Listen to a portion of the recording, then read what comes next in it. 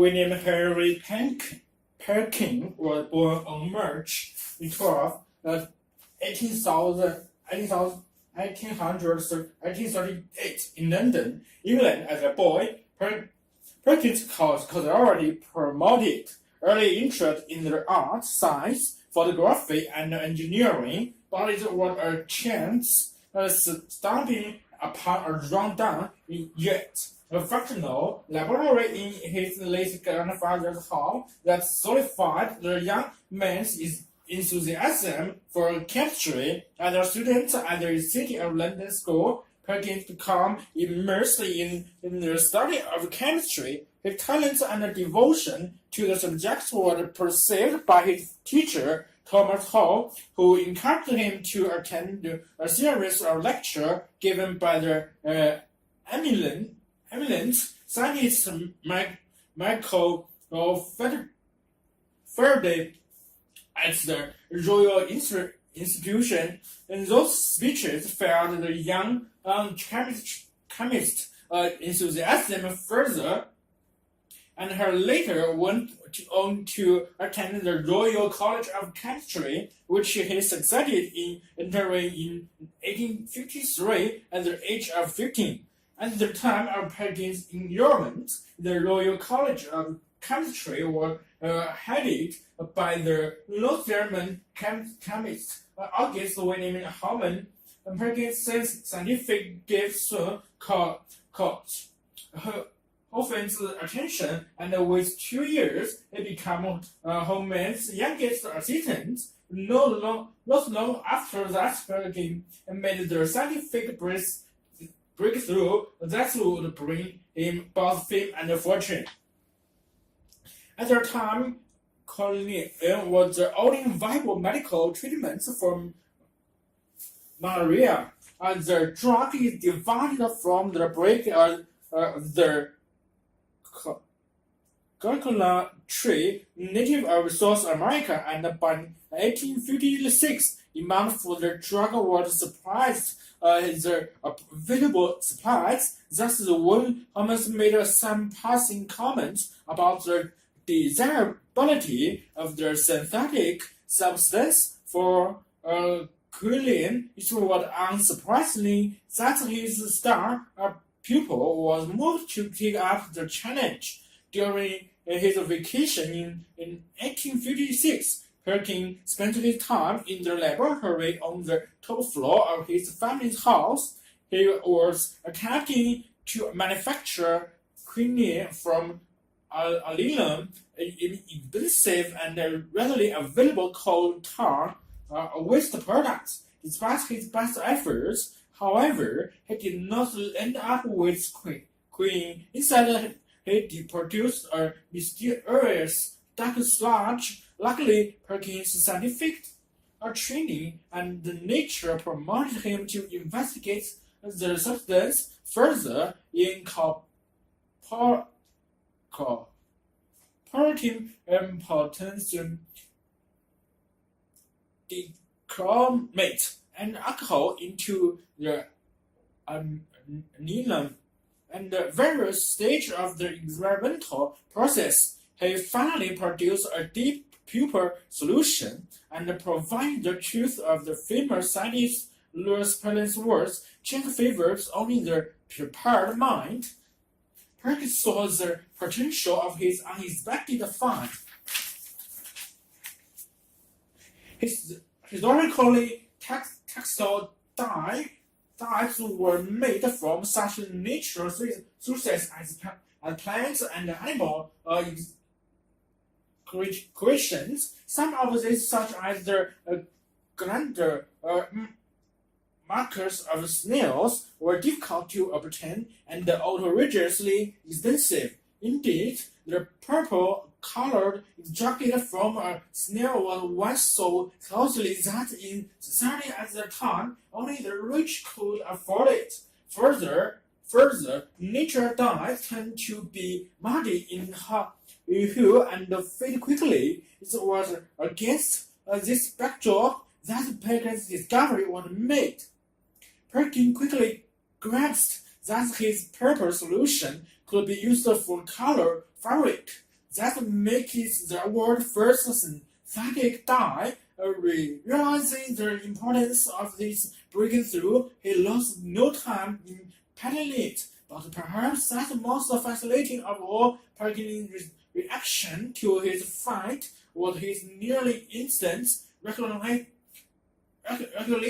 that the new dye had commercial possibilities. Perkins originally named his dye Towering Purple, but it later became commonly known as Marvel from the French for the plant used to make the color violet.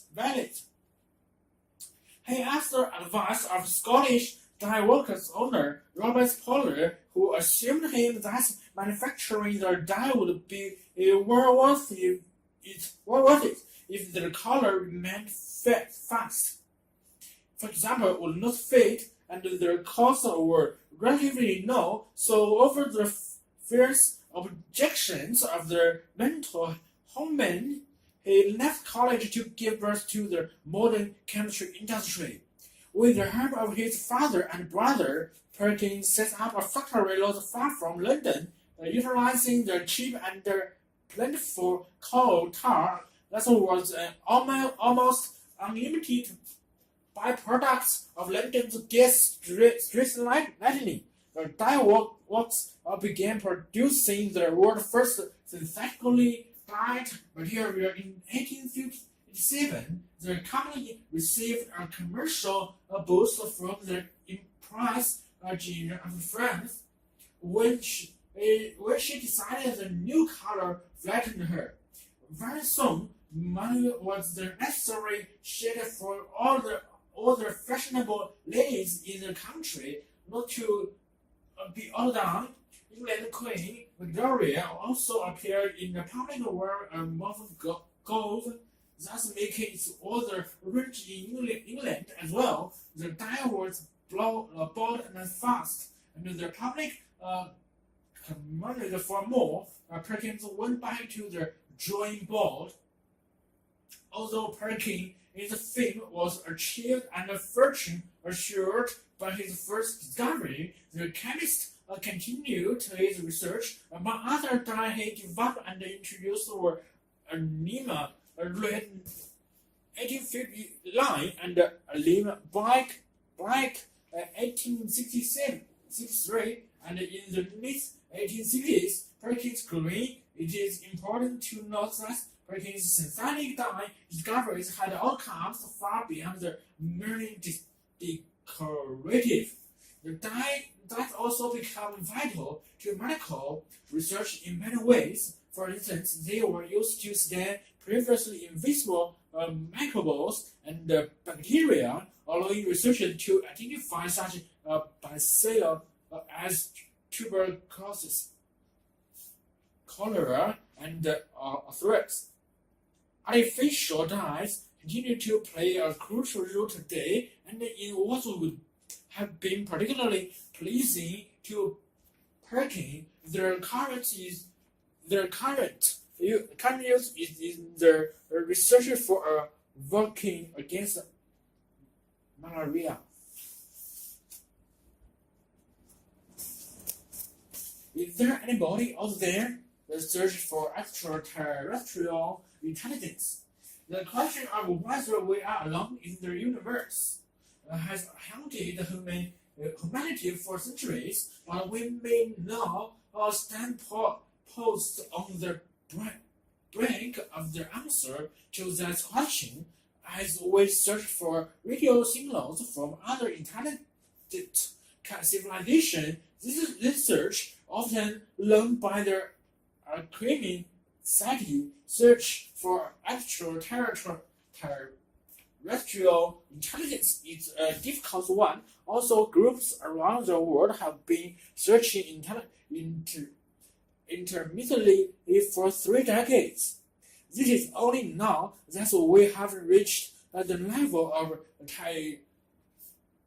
technology where we can make a determined attempt to search all nearby stars for any single of life.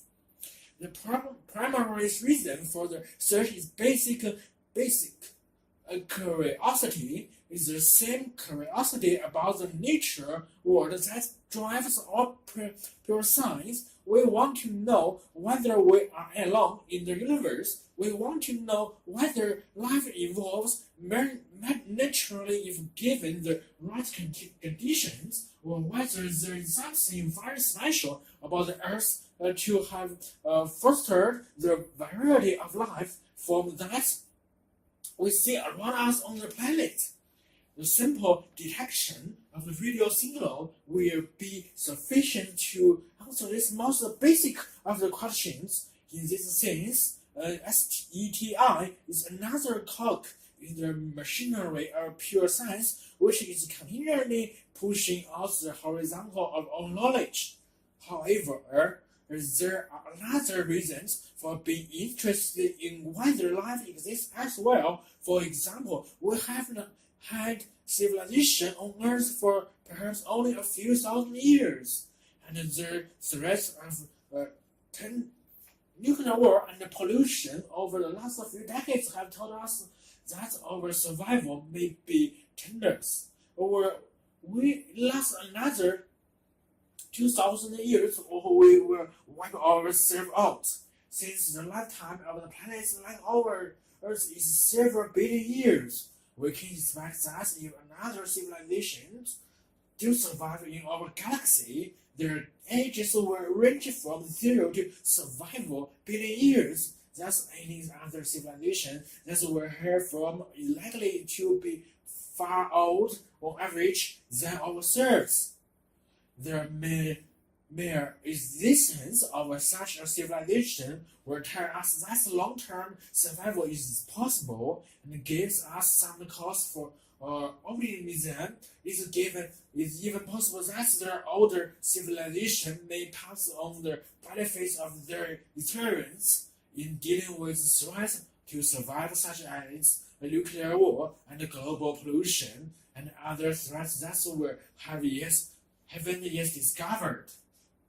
In discussing whether we are alone, most SETI scientists adopt two ground rules. First, UFOs, unidentified flying objects, are generally ignored science. Most scientists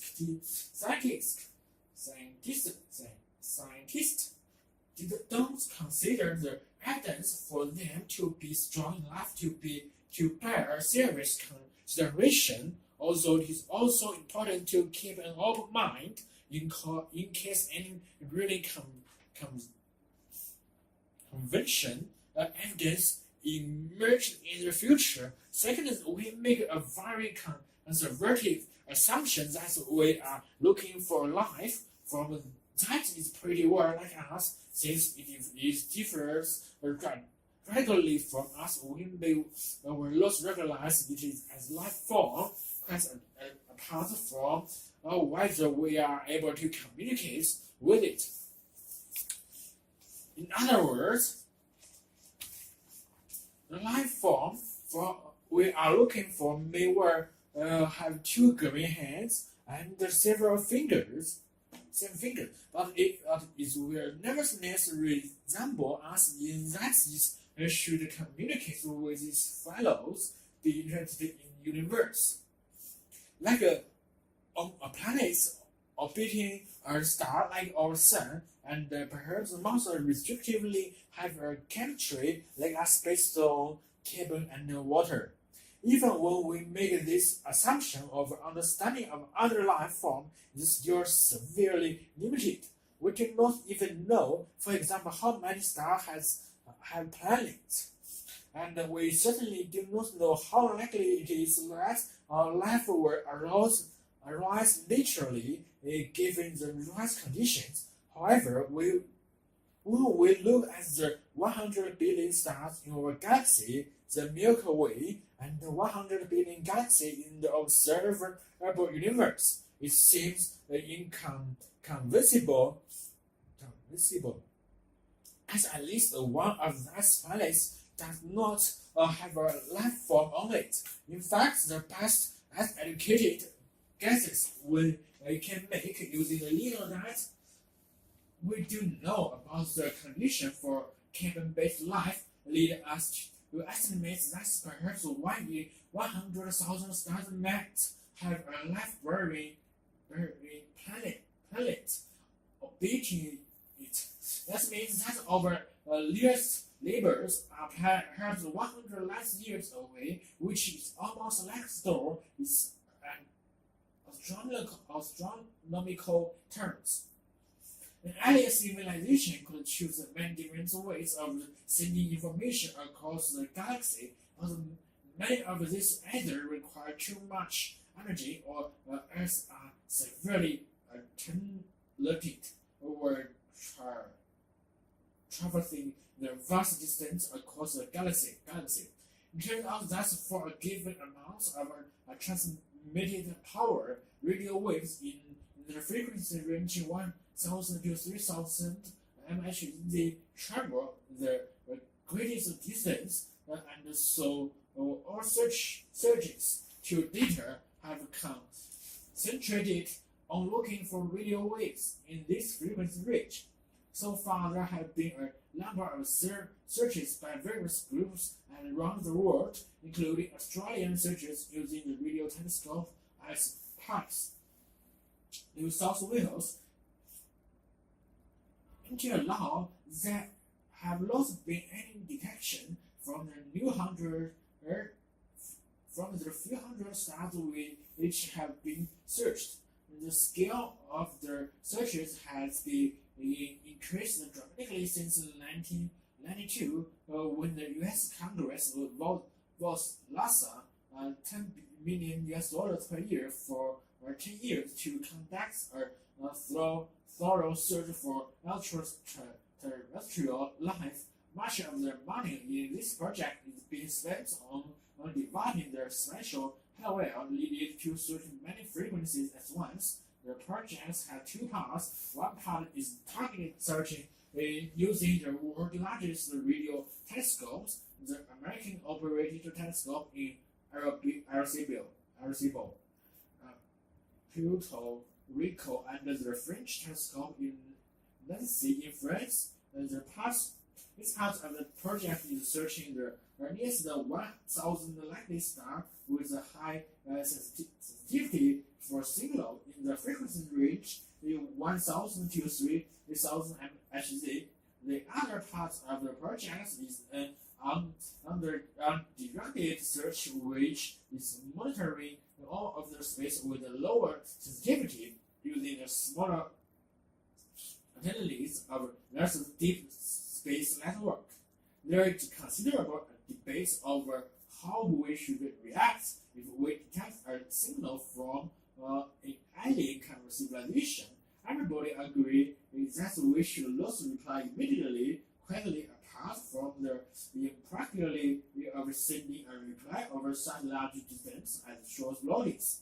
It raises an honest ethical question that would have to be addressed by the global community before any reply could be sent. Would the human race face the culture shock if faced with a superior and much older civilization? Luckily, there is no urgency about it.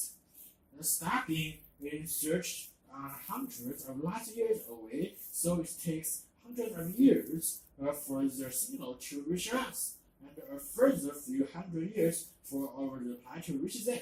It's not important then if there's a delay of a few years or decades, or the human race debates the question of what to reply and perhaps carefully draws for a reply. The history of the Hotterist.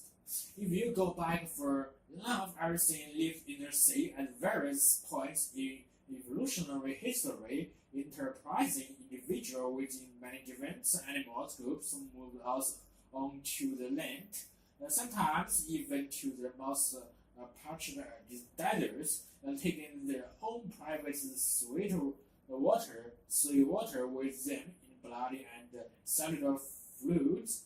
In addition to the reptiles, birds, mammals, and insects which we see all around us. Other groups that have succeeded also water includes scorpions, snails, crustaceans such as woodlands and land crabs, mini petals and centipedals,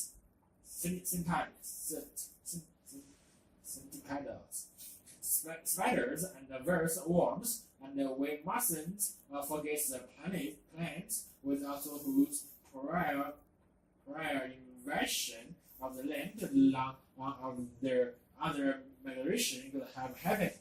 Moving from water to land involved a major redesign of every aspect of life, including breathing and reproduction. Nevertheless, a good number of going land animals late turned around, abandoned their hard-earned terrestrial retooling, and returned to their water again. Seals have only gone part of the way back. This shows us what the intermediates might have been like on their way to dream in cases such as whales and dolphins. Whales, including the small whales we call dolphins, and dolphins with their cousins, the manatees, ceased to their land creatures altogether and reverted to their fur marine habits of their remote ancestors. They don't even can assure to breed. They do, however, still breathe the air, having never developed anything equivalent to the gills of their earlier marine incarnation.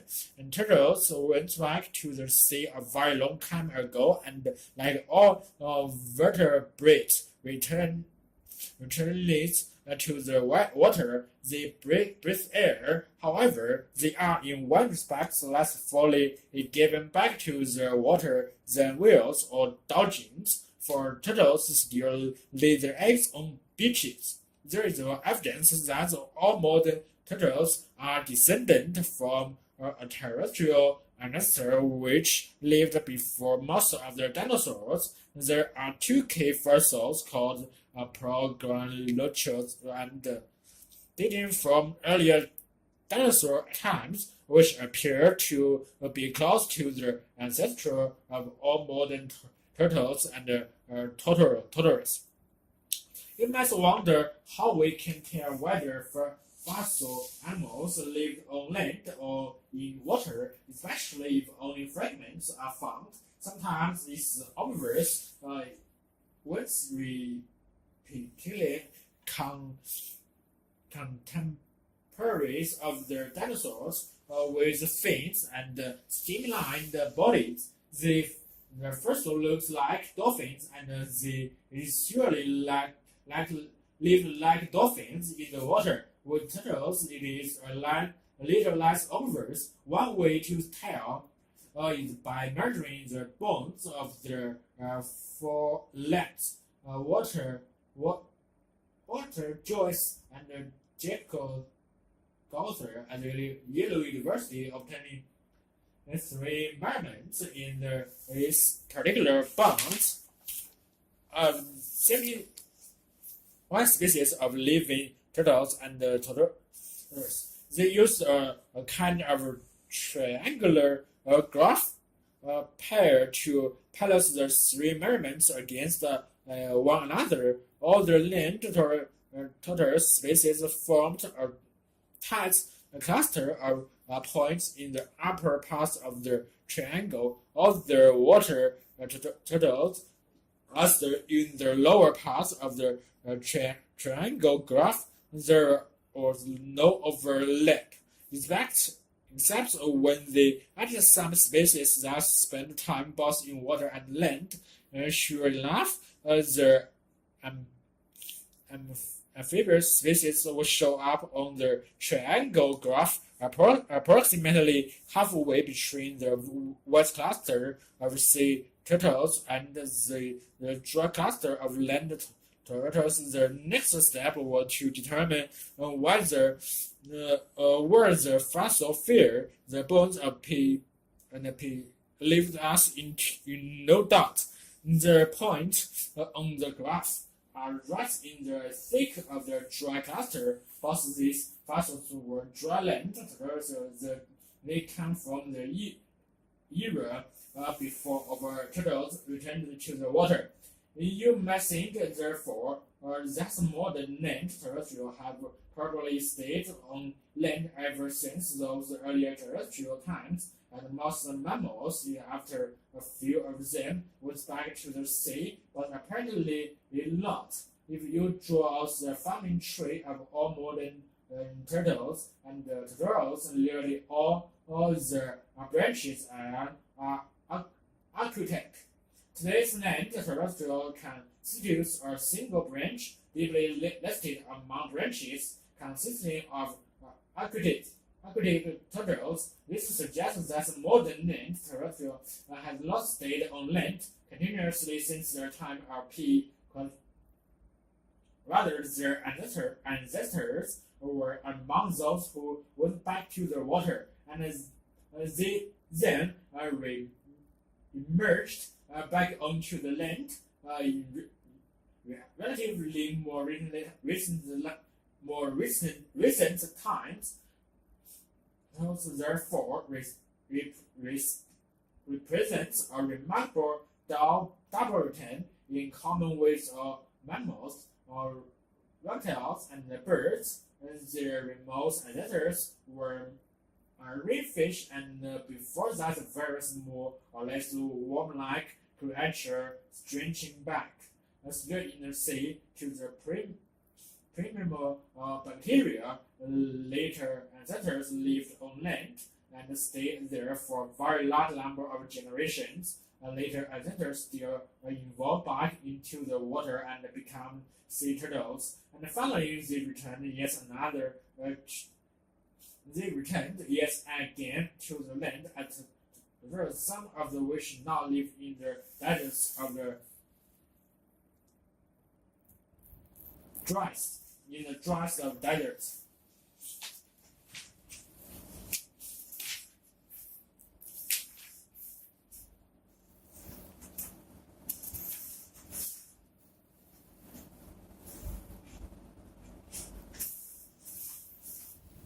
Her importance or other auditory function defect. Its young children can have a major impact on their development of speech and communication, resulting in the detrimental effects on their ability to learn at school. This is likely to have major consequences for the individual and the population as a whole. The New Zealand Ministry of Health has found from research carried out over 2 decades that 6 to 10% of children in that country are affected by hearing loss. A preliminary study in New Zealand has shown that classroom noise presents a major concern for teachers and pupils. Modern teaching practice, the organization of desks in the classroom for classroom acoustic and mechanical means of ventilation, such as air conditioning unit, or contribute to the number of children unable to comprehend the teacher's voice. Education researchers also and solely have also suggested that recent trends in learning often involve collaborative interaction of multiple minds and tools as much as individual possession of information. This is amounts to heightened activity and noise levels, which have the potential to be particularly serious for children experience, or auditory levels, which have the potential to be particularly serious for children experiencing auditory function defect. deficit. Noise in classroom can only experience their difficulties in comprehending and processing verbal communication with other children and instructions from the teacher. Children with auditory function deficit are potentially falling to learn to their maximum potential because of noise levels generated in classrooms, or the effects of noise on the ability of children to learn effectively in typical classroom environments are now the subjects of increasing concern. The international Institute of Noise Control Engineering, on the advice of the World Health Organization, has established an international working party which includes New Zealand to evaluate noise and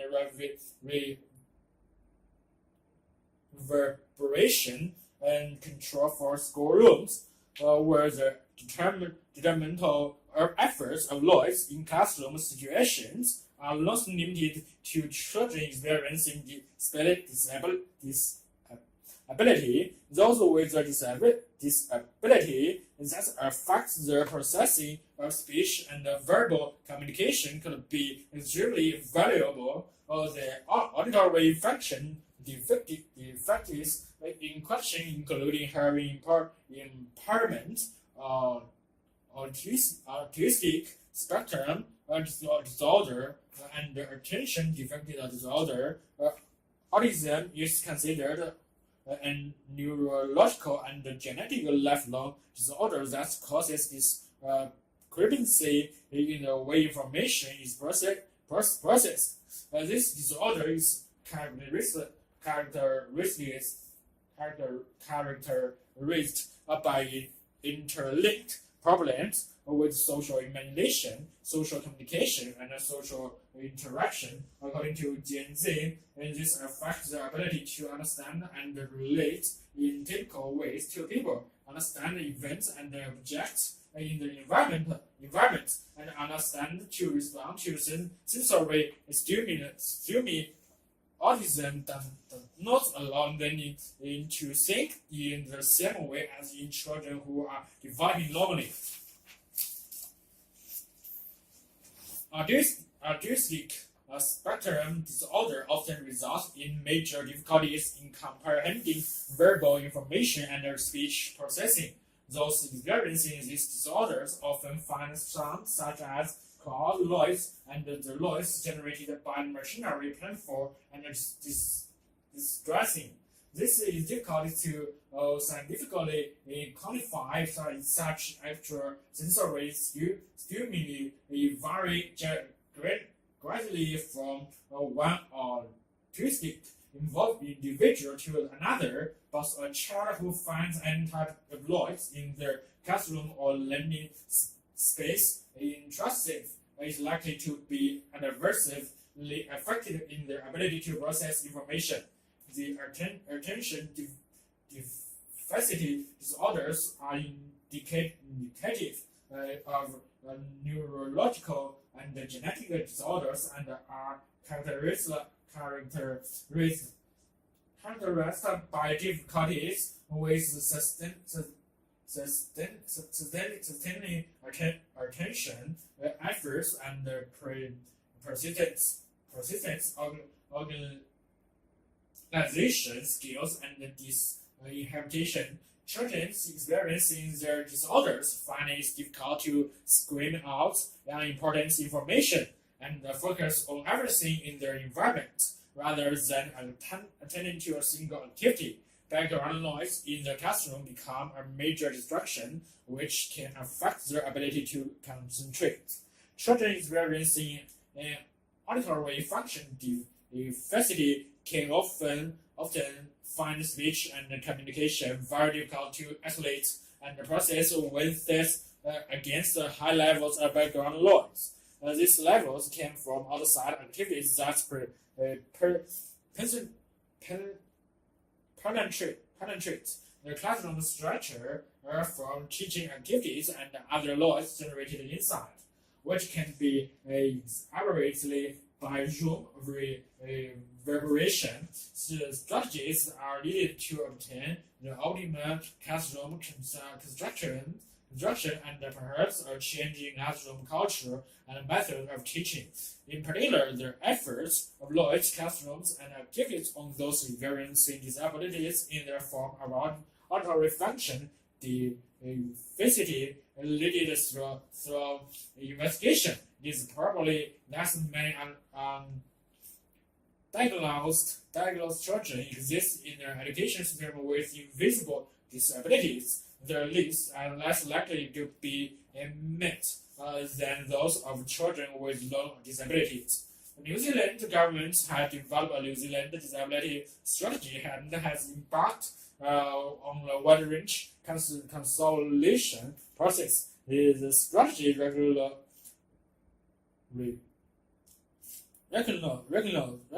that people experiencing disability face significant barriers in achieving a full quality of life in areas such as altitude, education, employment, and access to service. Objects 3 of the New Zealand disability strategy is to provide the best education for disability people by improving education so that all children, youth learners, and adult learners will have equal opportunities to learn and develop within their already existing local school. For successful education, the learning environment is vital or significant. So any effort to improve this is likely to be of great benefit to all children, but especially to those with auditory function disabilities. A number of countries are already in the process of formulating their own standards for the control and reduction of classroom noise. New Zealand will probably follow their example. The literature to date on noise in schoolrooms appears to focus on the efforts on school children in general. Their teachers and the hearing impaired only limited attention appears to have been given to those students experiencing the other disabilities involving auditory function deficit. It is imperative that the needs of these children are taken into account in the setting of appropriate international standards to be projected in future.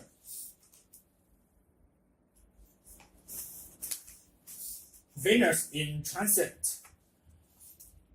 In 2004, June 2004 saw the first passage known as the transit of the planet Venus across the face of the Sun in 122 years. Transits have helped shape our view of the whole universe, as Earth, Copper, and Nigel Habes explained. On 8 June 2004, more than half of the population of the world were treated to real astronomical events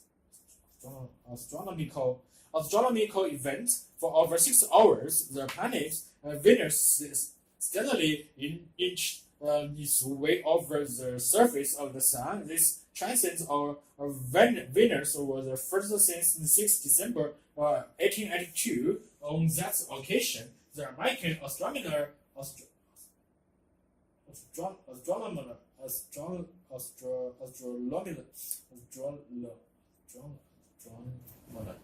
Professor Simon Liu Coben led a party to South Africa to observe the events. They were based at the girls' school where his age alleged the combined focus on first the 3 score mysteries. The author performed their professionals with the accuracy of their observations. For centuries, transits of Venus has drawn explorers and astronomers alike to the four colors of the globe, and you can put it all down to the extraordinary polymath Adam Halley in November 1677, Halley observed a transit of the innermost planet, Mercury, from the desolate islands of the Straits Islands in the South Pacific. He realized that from different latitudes, the passaging of the planets across the sun's disk would appear to differ. By timing the transits from the two widely separated locations, teams of astronomers could calculate the parallax angle, the apparent difference in position of an astronomical body due to the difference in the observer's position. Calculating this angle would allow astronomers to measure what was then the ultimate goal, the distance of the Earth from the Sun. This distance is known as the astronomical units or AU. Halley was aware that the AU was one of the most fundamental of the astronomical measurements. James Kepler, in the early 17th century, had shown that the distance of the planets from the Sun governed the orbital speeds, which were easily measurable, but no one had found a way to calculate accurate distance to the planets from the Earth. The goal was to measure the AU, then knowing the orbital speed of all the other planets around the Sun, and the scale of the solar system would fall into place. However, Halley realized that Mercury was so far away that its parallax angle would be very difficult to determine. As Venus was closer to the Earth, its parallax angle would be larger, and Halley worked out that by using Venus, it would be possible to measure the sun distance to 1 part in 500. But there was a problem. Transit of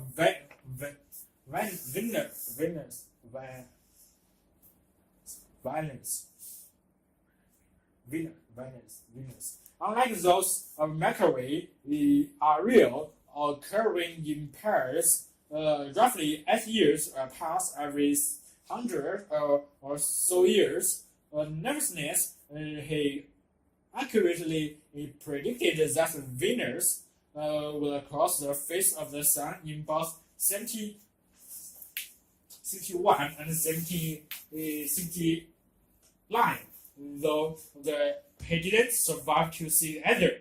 Inspired by Halley's suggestion of a way to pin down the scale of the solar system, her team of British and French astronomers set out on expeditions to places as divided as India and Siberia.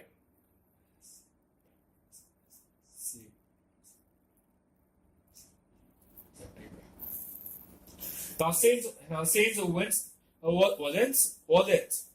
wasn't helped by Britain and French being at war, the person who deserved most sympathetic is the French astronomer Glenlivet. He was thought by the fact that the British would be seeing his observation set at Pondicherry in India, failing on the French warship across the Indian Ocean.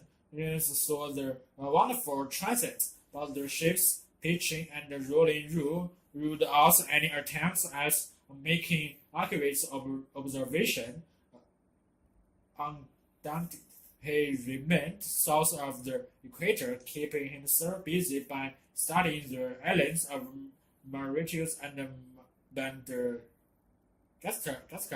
Before setting off to observe the next transit in the Philippines, ironically, after traveling near 50,000 kilometers, the view was clouded out at the last moment. A very parenting experience, where the earlier transient scenes were as process as instruments would allow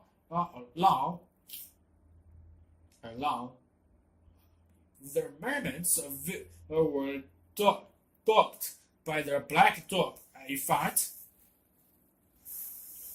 When Venus begins to cross the sun's disk, it looks smelled as circular, which makes it difficult to establish timing. This is due to the reaction of light.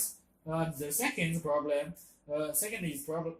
is that Venus inhabits a halo of light when it is seen just outside the sun disk, where this showed astronomers that Venus was surrounded by a thick layer of gases reflecting sunlight around it. Both efforts made it impossible to obtain accurate timing.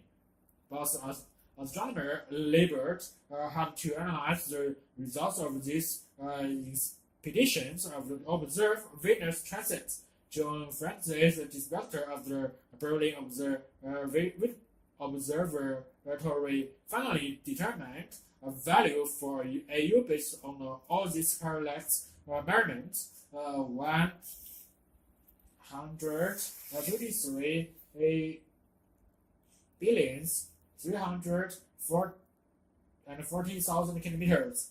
Reasonably accurate for the time that is equal to today's value of 149,597,870 kilometers, determined by radar, which has long surpassed the transient error and all other methods in accuracy.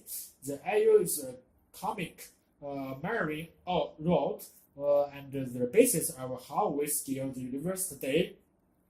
The parallax principle can be extended to measure the distance to the stars. If we look at the star in January, when Earth is at the one point in its orbit, it will seem to be in a different position from whether it appears 6 months later. Knowing the width of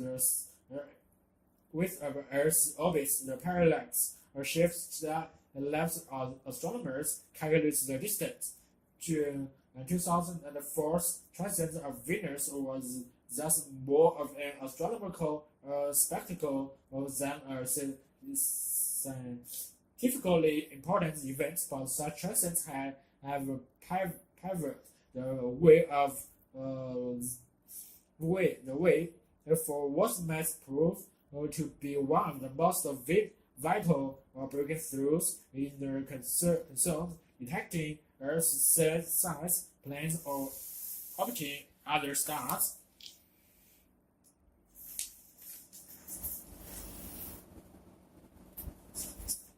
A neuroscientist reveals how to think differently. In the last decades, a revolution has occurred in the way that scientists think about their brain. We now know that the decision humans make can be traced to the varying patterns of neurons in specific parts of the brain. These discoveries have led to the field known as neurokinematics, which studies the brain's secrets to success in economical environments that demands innovation and being able to do things differently from competitors. A brain that can do this is an iconoclastic one.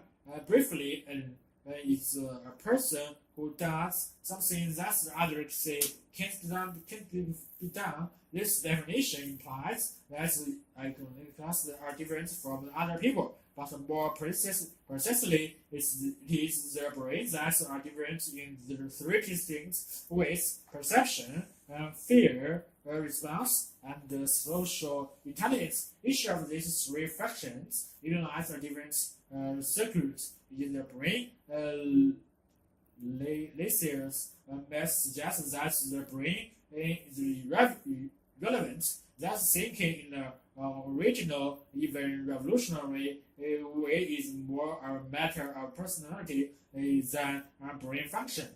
But the field of neuroeconomics was born out of the realization that the physical workings of the brain place limitations on the way we make decisions. By understanding these constraints, we begin to understand why some people march to a different drum beat. The first thing to realize is that the brain suffers from limited resources. It has fixed energy budgets about the same as a 40 with less bump. So it has evolved to work as efficiently as possible. This is where most people are implied from being iconoclast. For example, when confronted with information streaming in from the eyes, their brain will interpret this information in the quickest way possible. That is, will draw on both past experiments and any other source of information, such as what other people say, to make sense of what is seen. This happens all the time. The brain takes shortcuts that work so well we are hardly ever aware of them. We think our perceptions of the world are real, but they are only biological and electrical rumblings. Perception is not simply a product of what your eyes or ears transcends to your brain, more than the physical reality of photons or sound waves. Perception is a product of the brain. Perception is central to iconoclasm, seeing things differently to other people. Their brains do not fall into efficiency pitfalls as much as the average person's brain, either because they were born that way or soft learning have found ways to work around the perceptual shortcuts that plague most people. Perception is not something that is hardwired.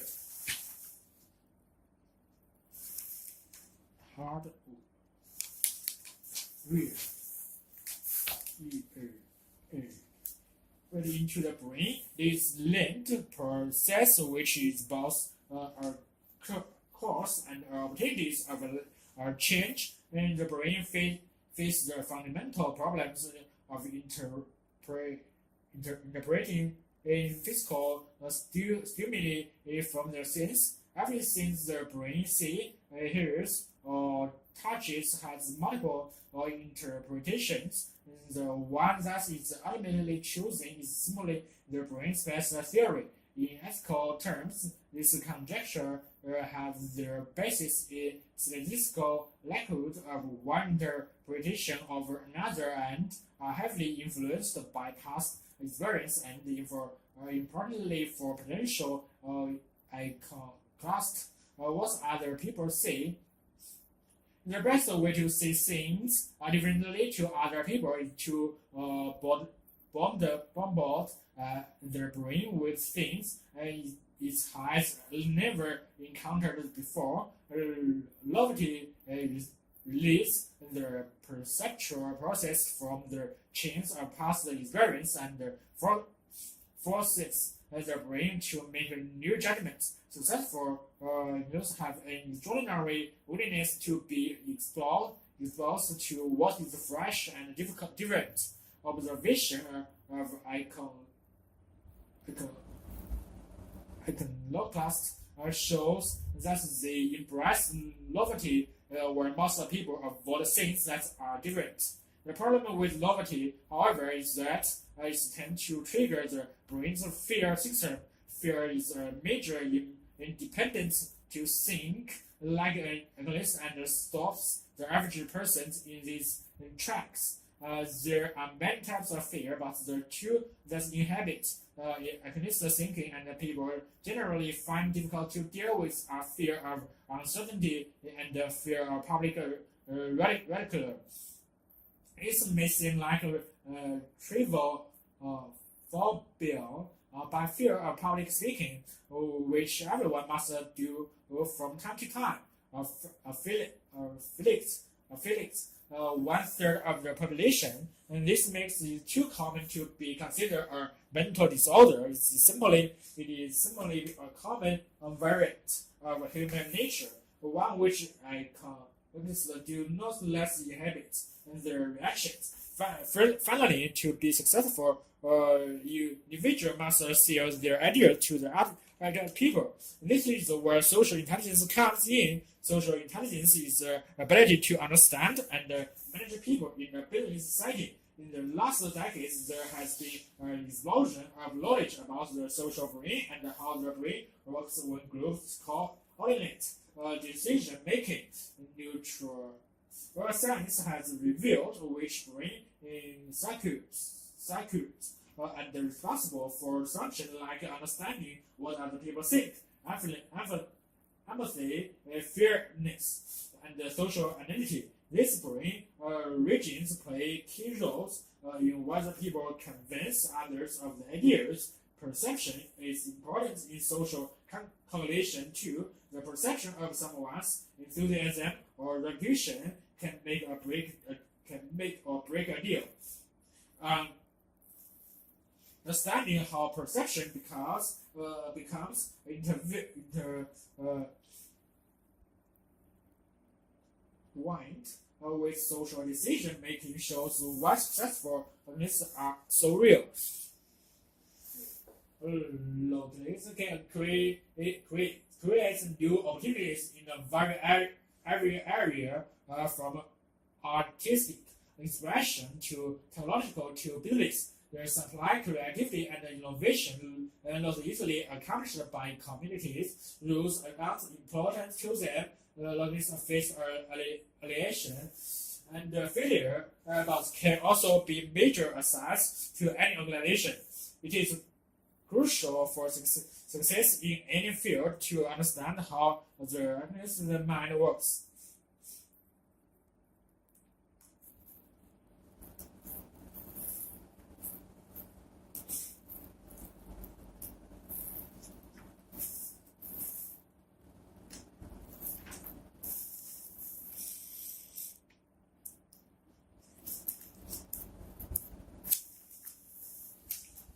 Attitudes to language. It is not easily to systematical and objective about language study. A particular linguistic debates regularly deteriorate into interactive and problematic.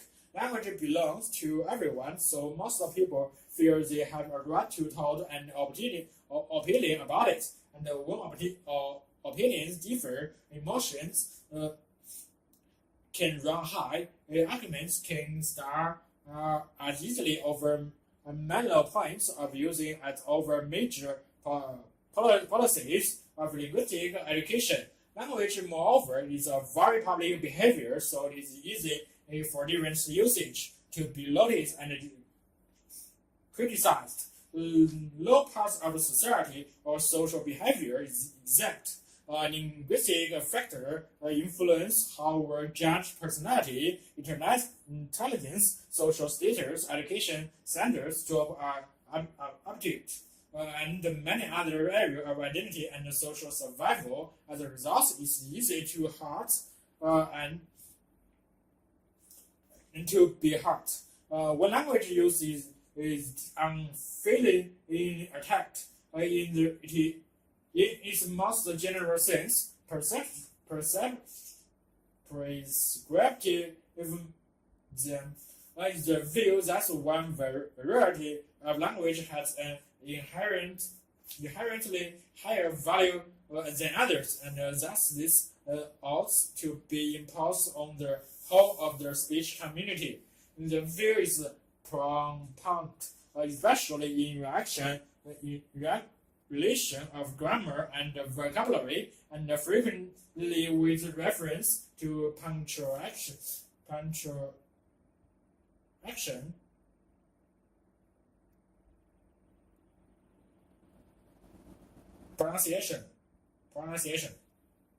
The variety which is favored in this account is usually a version of the standard written language, especially as encountered in literature or in the formal spoken language, which most closely reflects this style.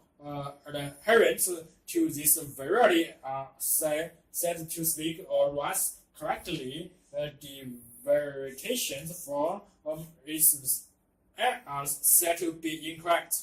Other main languages have been studied prescriptively, especially in the 18th century approach to the writing of the grammar and dictionaries. The aims of these earlier grammarians were threefold.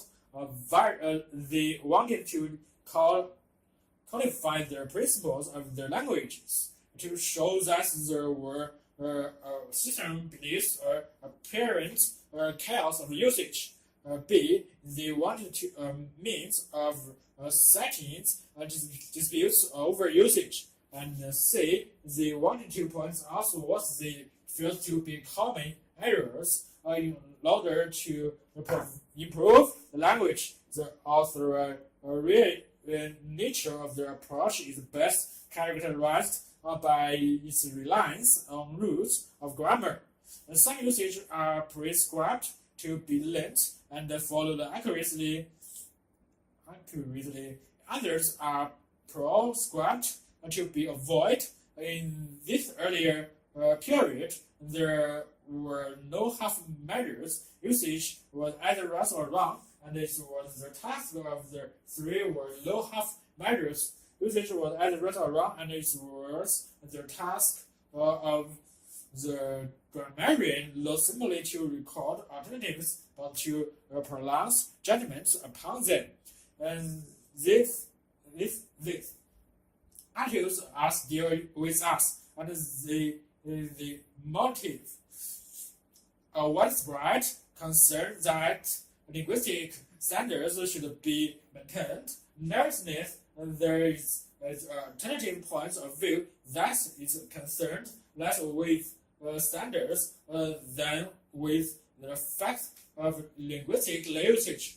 This approach is summarized in the statement that it is the task of the grammarian to describe the prescribed to record the facts of linguistic diversity, and not to attempt the impossible task of the evaluating language variation or halting language change. In the second half of the 18th century, we already find out advocates of this view, such as Japanese Presley, whose rudiment of English grammars insists that the custom of speaking is the original and only just standard of any language. Linguistic issues, it is argued, cannot be solved by logic and legislation, and this view has become the tenet of the modern linguistic approach to grammatical analysis. In our own time, the ability between descriptives and prescriptives has often become extreme, with both sides paneling usual features of the other. Descriptive grammarians have been presented as people who do not care about standards because of the way they see all forms of usage as equally valid. Prescriptive grammarians have been presented as blind adherents to a historical tradition. The opposition has even been presented in Christian political terms of radical liberalism versus conservatism.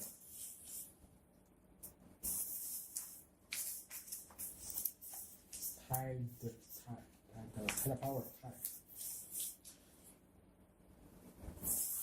Undersea turbine, which produce electricity from the headers, are said to become an important source of renewable energy for Britain. It is still too early to predict the extent of the impact they may have, but all the signs are that they will play a significant role in the future, operating on the same principle as wind turbines.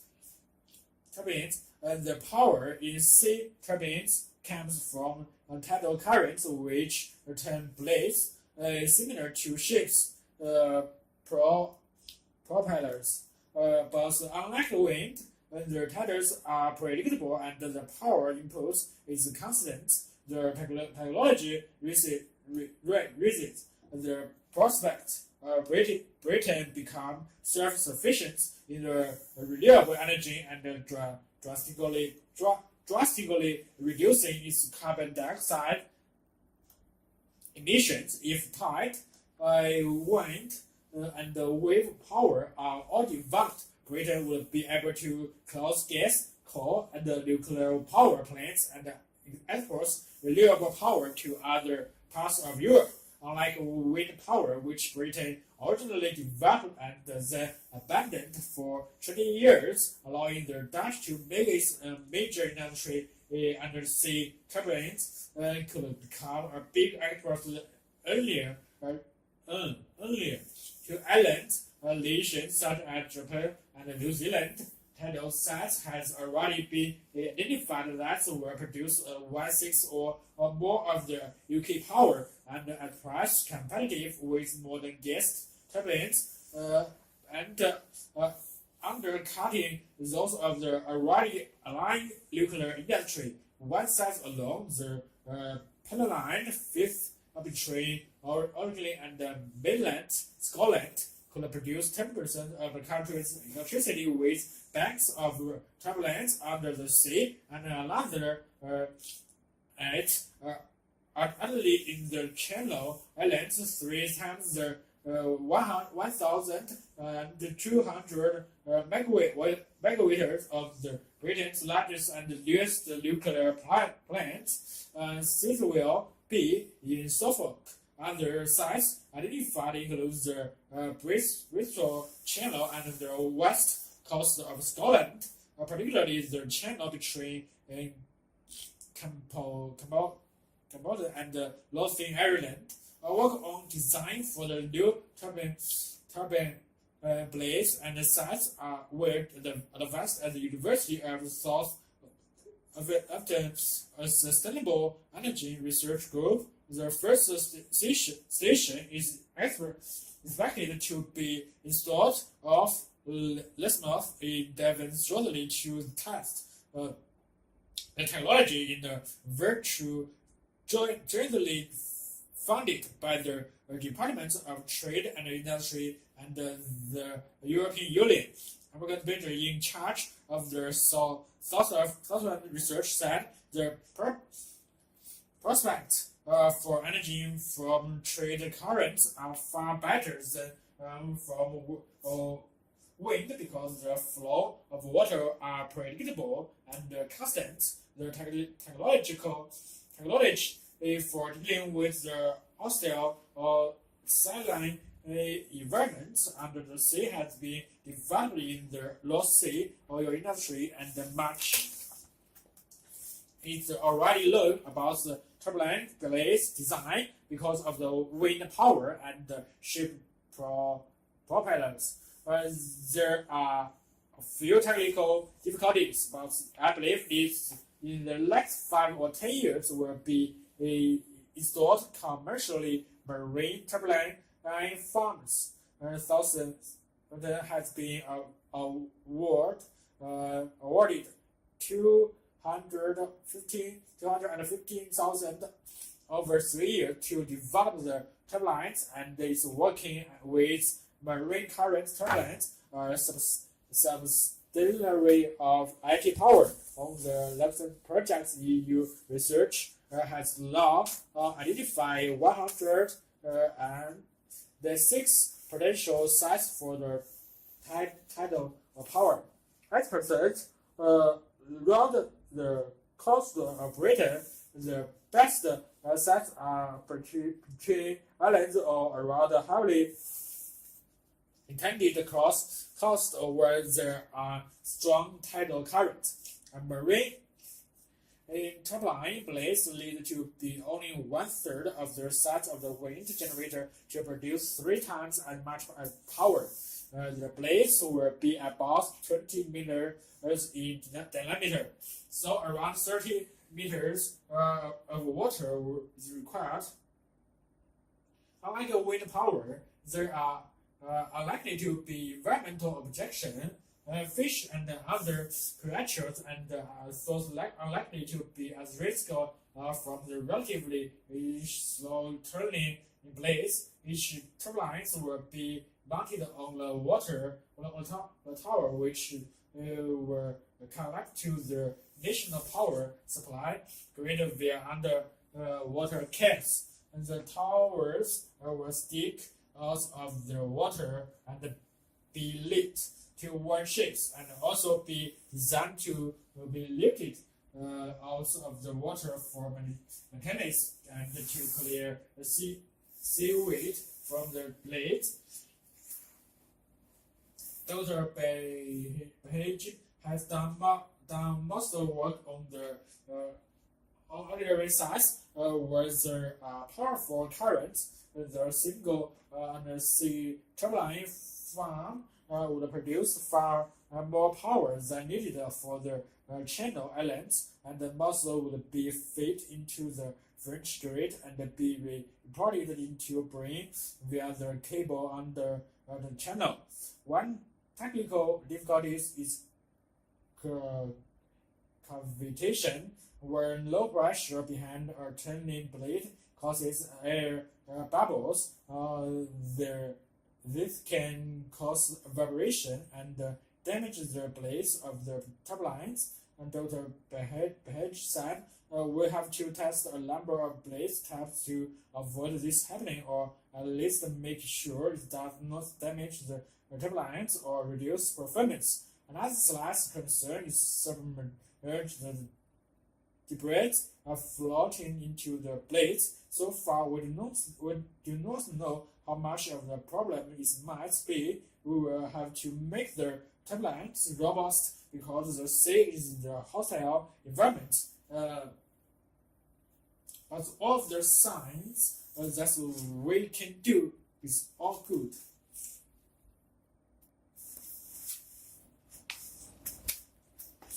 Information theory, the big idea. Information theory lies at the heart of everything, from DVD players and the genetic code of DNA to the physics of the universe. As is most fundamental, it has been central to the development of the science of the accumulation, which enables data to be sensed electrically and has therefore had a major impact on our lives. In April 2002, an event took place which demonstrates one of the many applications of information theory. The space problem of Voyager 1, launched in 1977, had sent back spectacular image of Jupiter and the Sun and assault of the solar system on a one-way mission to the stars. After 25 years of exposure to the freezing temperatures of the deep space, the probe was beginning to show its age. Its sensors and the circuits were on the brink of falling, and the NASA experts realized that they had to do something or lose contact with the probe forever. The solution was to get a message to Voyager 1 to instruct is to use spares to change the fading path with the problem 20 billion kilometers from Earth. This was not an easy task, but by means of radio or dish belonging to NASA's deep space network, the message was sent out into the depth of space, even traveling at the speed of the light. It took over 11 hours to reach this target, far beyond the orbit of Pluto. Yet, incredibly, the little probe managed to hear the faint call from its home planet, and successfully made the switch over. It was the longest distance repair job in history, and is a triumph for the NASA engineering, but it also highlighted the astonishing power of the technique developed by American communications engineer Claude Salmon, had died just a year earlier, born in 1916 in Petoskey, Michigan. Salmon showed an earlier talent for math and for building gadgets, and made breakthroughs in the fundamental of computer technology when still a student. Or at Bell Laboratories, Salmon developed information theory, but shunt to results acclaimed. In the 1940s, a single-handedly created an entire science of communication, which had science invented its ways into a host of applications, from DVD to satellite communication to barcodes and area in short where data has to be conveyed rapidly yet accurately.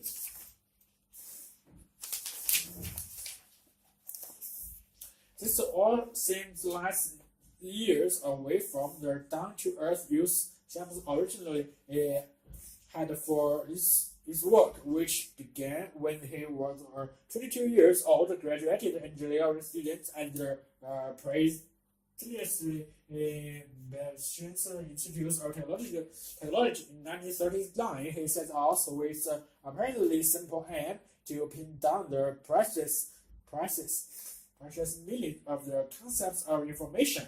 The most basic form of information is argued whether something is true or false, which can be captured in the binary unit or bit of the form 1 or 0. Having identified these fundamental units, Salmon sets about differing otherwise vague idea about information and how to transmit it from place to place. In the process, he discovered something surprising. It is always possible to generate information when gets through random interface. Noise interact. Noise usually means unwanted sounds which interfere with gathering information. Information theory generalizes the idea via theorems that capture the efforts of noise with mathematical precision. In particular, Salmon showed that noise sets a limit on the rate at which information can pass along communication channels where remaining error-free. This rate depends on the relative strength of the signal and the noise traveling down the communication channel and on its captive its bandwidth. The resulting limits given in units of bits per second. This is the absolute maximum rate of error-free communication given signal strength and noise level. The trick Salmon showed is find ways of packing up, coding information to cope with the range of noise, or staying with the information carrying captive bandwidth of the communication system are being used. Over the years, scientists have devised many such code methods, and they have proved crucial in many technical feats. The Virgo spacecraft transmits the data using code which attend one extra bit for every single bit of information. The result was an error rate of just 1 bit in the 10,000, and suddenly stunningly clear picture of the planet. Other codes have become part of everyday life, such as the Universal Products Code or barcode, which use a simple error detecting system that ensure supermarkets checkouts later can read the price even on, say, a cramped bag of crisps. As recently as 1993, engineers made a major breakthrough by discovering so-called trouble codes, which can very close to Shannon's ultimate limits for the maximum risk that data can be transmitted reliably, and law played a key role in the mobile video phone revenue. Shannon also laid the fundamental foundation of managing efficient ways of storing information by stripping out superfluous redundant bits from data which represents little real information. As a mobile phone text message like I can see you, so it is often possible to leave us a lot of data without losing much meaning. As with error correction, however, there's a limit beyond which message become too ambiguous. Schimmers showed how to calculate these limits, opening the way to design of compression method that cram maximum information to a minimal space.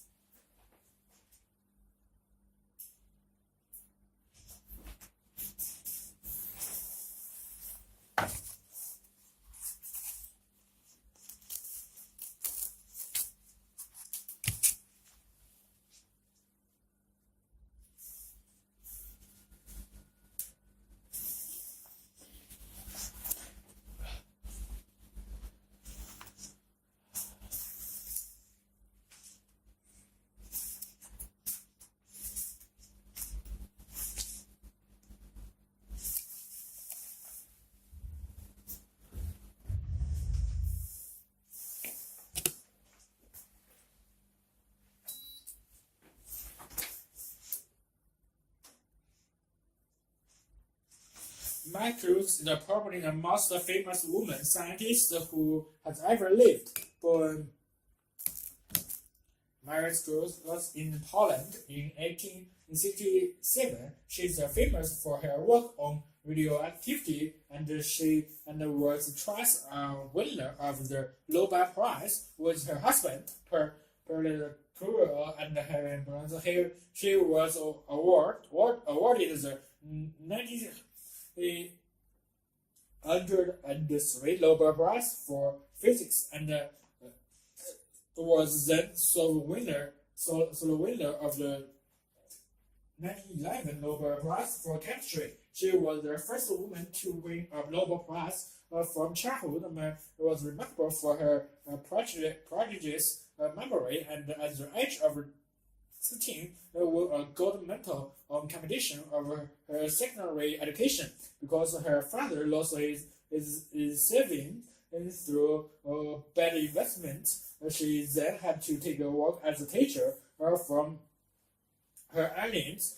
She was able to finance her sister Berlin's medical students in Paris, one on the understanding that parents would in turn later help her to get an education. In 1891, this promise was fulfilled, and Mary went to Paris and began to study at the Sorbonne, the University of Paris. She often worked far into the night and lived on little more than bread and butter and tea.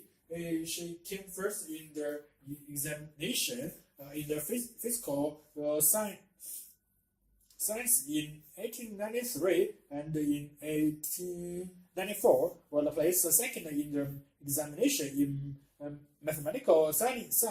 It was not until the spring of that year that she was introduced to breast cruise. Their marriage in 1895 marked the start of the partnership that was soon to achieve results of world significance. significance following Earth's discovery in 1896 of a new phenomenon, which Maris later called radioactivity. Americans decided to find out if the radioactivity it discovered in uranium was to be found in other elements. She discovered that this was true for turning her attention to minerals. She found her interest drawn to pitch black minerals radioactivity is superior to that of pure could be explained only by the presence in the or of small quantities of the unknown substance of a very high activity. Cruz joined her in the work that she had undertaken or resolved this problem, and that led to the discovery of the new elements. Whereas devoted his life chiefly to the physical study of the new radiation. Americans struggled to obtain pure limits in the alternate states. This was achieved with the help of the chemistry and this one of the pupils. Based on the results of this research, Americans received her doctorate of science, doctorate, and in 1903,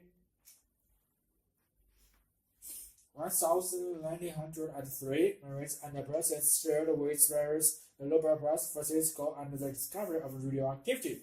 The birth of my two daughters, Nancy and Eva, in 1997 and 1904, failed to interrupt her science work. She was appointed a lecturer in physics and at the Ecole Center for Girls in several France in 1980 and introduced a method of teaching based on experimental determination. In December 1804, she was appointed chief assistant in the laboratory directed by Pierre Creux. The sudden death of her husband in 1906 was a bitter blow to Maris, but was also a turning point in her career.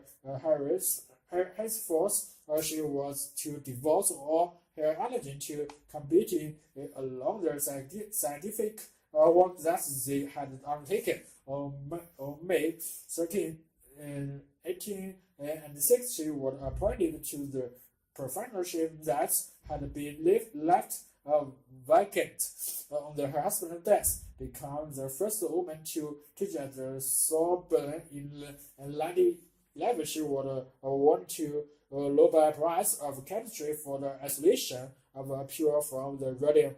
During World War I, Mary Grove, with the help of her daughter Irene, devoted himself to the development of the use of X-radiography, including the mobile units which came to be known as Little Crews, used for the treatment of wounded soldiers. In 1980, the Radium Institute, whose staff had joined, began to operate the earliest and become a center for nuclear physics and chemistry. Now, at the highest point of her fame, and from 1922, a member of the Academy of Medicine, which reached the chemistry of radioactive substances and the medical application. In 1921, a competition by her two daughters, Maris Gross, made a triumphant journey to the United States to raise funds for research. And women there presented her with a grant of radium for her campaign. And Mary also gave lectures in Berlin, Brazil, Spain, and in addition had the satisfaction of seeing the development of the Rose Foundation in Paris and the inauguration in 1932 in the Warsaw of the Radioactive Worship Center became the director. One of the Mary's outstanding achievement was to have and slowed the lead to accumulate intense reactive source. Not only the traits leaderless was also to maintain an abundant supply for researchers.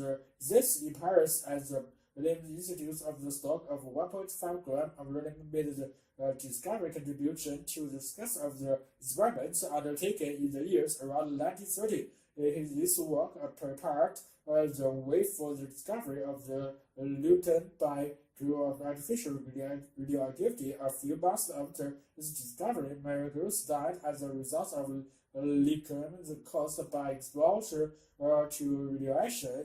She had often carried test tubes containing radioactively isotopes in her pockets, or remarking on the pretty blue-green lights they give off. Contribution to physics has been immense, not only in her own work, the importance of which had been demonstrated by her 2 Nobel Prizes, but because of her influence on subsequent generations of nuclear physics and chemistry. Young children's sense of identity. A sense of self-development develops in young children by degrees. The process again usefully by the source of return of the gradual emergence of 2 separate features. The serve as a subject and the serve as an object. So William James introduced the distinction in 1892, and the contemporaries of his, such as Clarence Colley, attended to the developing debates. Ever since this college has contributed the beauty on the theory. According to James, a child's first step to the road to self-understanding can be seen as the recognition that he or she exists. This is an aspect of the self that had labeled self as the subject and gave its various elements. This includes awareness of one's own agency, for example, one's power to act, and awareness of one's distinctiveness from other people. These features gradually emerged as infants explore the world and interact with caregivers. Crowley and 2 suggests that a sense of the self as subject was primarily concerned with being able to exercise power. He proposed that the earliest example of this are infant's attempts to control physical objects such as toy or his or her own limbs. This is followed by attempts to affect the behavior of other people. For example, infants learn that when they cry or smell, someone responds to them. Another powerful source of information for infants about the effects they can have on the world around them is provided when others mimic them.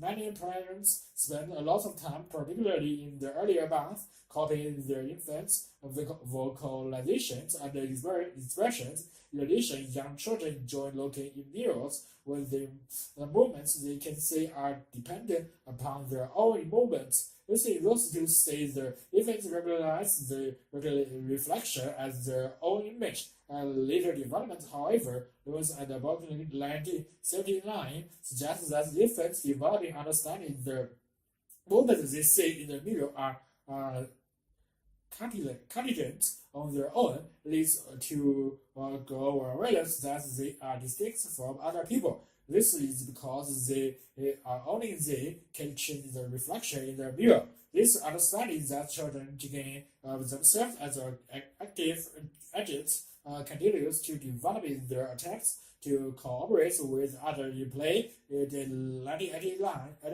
points out that it is the research day-to-day relationship and the interactions that the child's understanding of his or herself emerges. In practical investigations of they serve as subject. Young children are, however, rather skilled because of difficulties of communication. Even if young infants can reflect on their experience, they suddenly cannot express these aspects of self effectively. Once children have acquired a certain level of self-awareness, they begin to place themselves in a whole series of categories which together play such an important part in defining them uniquely as themselves. This second step in the development of the full sense of self is what James called the self as its object. This has been seen by many to be the aspects of the self which is most influenced by social elements, since it is made up of social roles such as students, brother, colleges, and the characteristics which derive their meaning from comparison or interaction with other people, such as trustworthiness, sporting ability. Cooley and other researchers suggest a close connection between a person's own understanding of their identity and other people's understanding of it. Cooley believed that people build up their sense of identity from the reactions of others to them, and from the view they believe others have of them. He called themselves as an object, the looking glass self, since people came to see themselves as they are reflected in the others. Mid-1934 was even further and saw the self and the social is aroused in social experience. It is impossible to convince of the self arising outside of social experience. Lewis and Brooks argued that an important development milestone is reached when children become able to recognize themselves visually without the support of the contingent movement. This regulation occurs around the three and their second birthday in one experiment. Lewis and Brock James 1979 and debate some red powder on the loads of children who were playing in front of a mirror, and observe how often they touched their loads. The physiologists reasoned that if the children knew what they usually look like, they would be surprised by the unusual red mark and would start touching it. On the other hand, they found that children of 15 to 18 months are generally not able to recognize themselves unless other cues, such as movements, are present. Finally, perhaps the most graphical expression of self-awareness in general can be seen in the displays of range which are most common from 18 months to 3 years of age. The study of the groups of 3 or 4 children plus 1875 found that the intensively of their frustration and anger in their disagreements increased sharply between the age of 1 and 2 years. Often the children's disagreements involved a struggle over a toy that none of them had played with before or after the tug of war. The children seemed to be disputing ownership rather than wanting to play with it. Although it may be less marked in other societies, the link between the sense of self and of ownership is a notable feature of childhood in Western societies.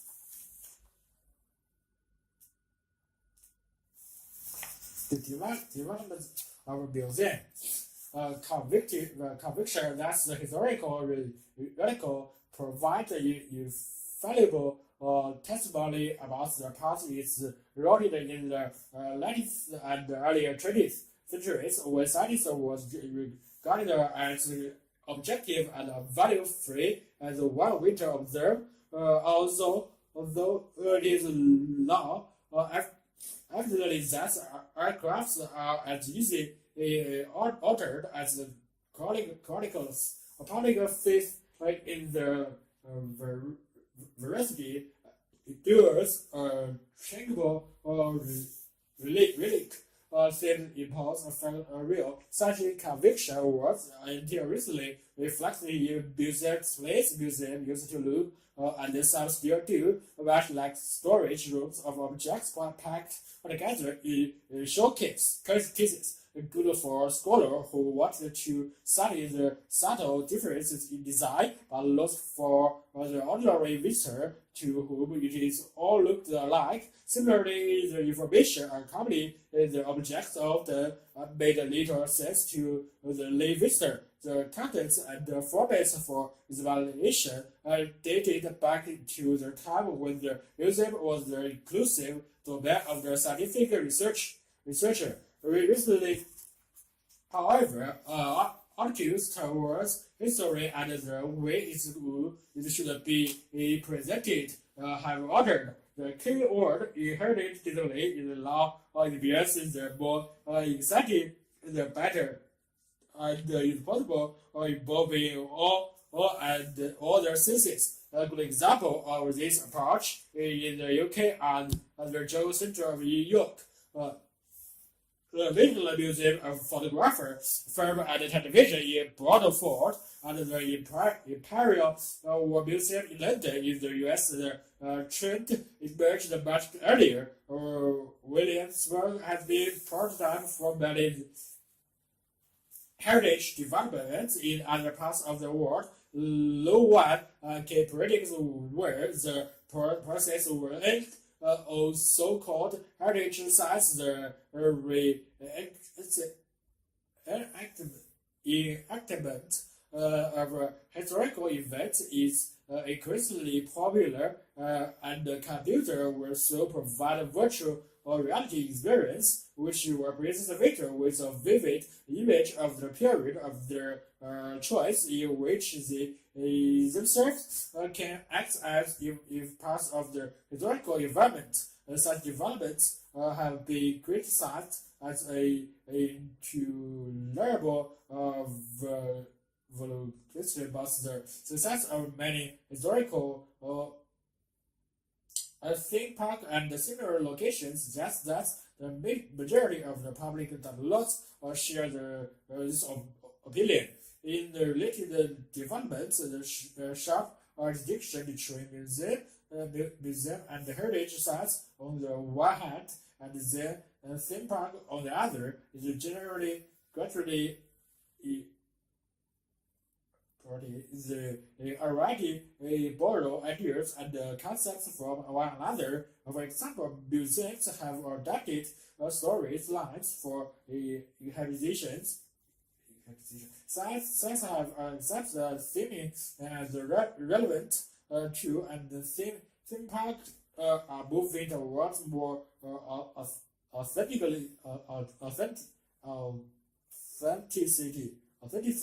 and research-based presentations. In Zoom, animals are no longer kept in cage, but in great space, either in the open air or in enormous greenhouses, such as the jackal and the desert environment in Bagres Zoo in Holland. This particular trend is regarded as one of the major developments in the presentation of nature history in the 20th century.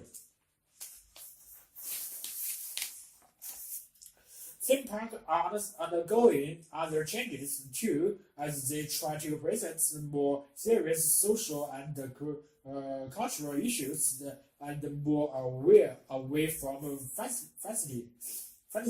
This development is a response to market's focus, and although museums and heritage sites has a special, rather distinct role to fulfill, they are also operating in a very competitive environment where visitors make a choice on how and where to spend their free time. Heritage and museum experts do not have to invent stories and recreate a historical environment to attract the visitors. Their sites are already in place, however, exhibit must be both based on artifacts and facts as we know them, and attractively presented. those who are professionally engaged in the art of interpreting history are thus in a difficult position,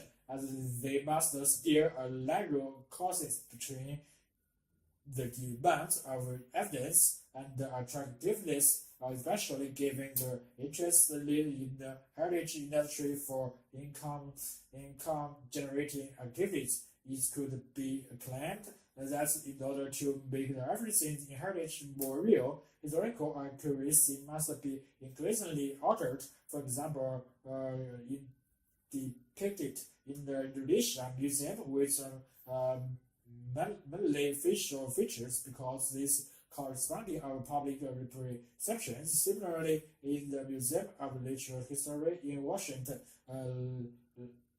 literature means it should make a demand gesture of his wife. Such presentation tells us more about contemporary perceptions of the world than about our ancestors. This is one of the compensation. However, for the professionals who make these interpretations, if they did not provide the interpretation, visitors would do it for themselves based on their own ideas, misconceptions, and prejudice. And no matter how exciting the results is, would contain a lot of more bias than the presentations provided by experts. Human bias is inevitable, but another source of bias is in the representation of history and to deal with the transitory nature of the materials themselves.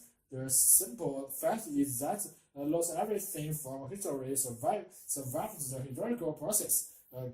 Castles, palaces, and cathedrals had a longer lifespan than the dwindle of the ordinary people. The same applies to the Verschuring and other colonies of primates. In a town like Leyden in Holland, which in the 7th century it was occupied by approximately the same number of inhabitants as today. People lived within the Holland town area more than 5 times smaller than modern Leyden. In most of the house, several families live together in circumstances beyond our imagination. Yes, a museum of fine period room give only an image of a lifestyle of the upper class of the era. No wonder that people who stroll around the exhibition are filled with the evidence in the museum indicates that life was so much better in the past. This notion is included by the its representation in museum and the heritage terms.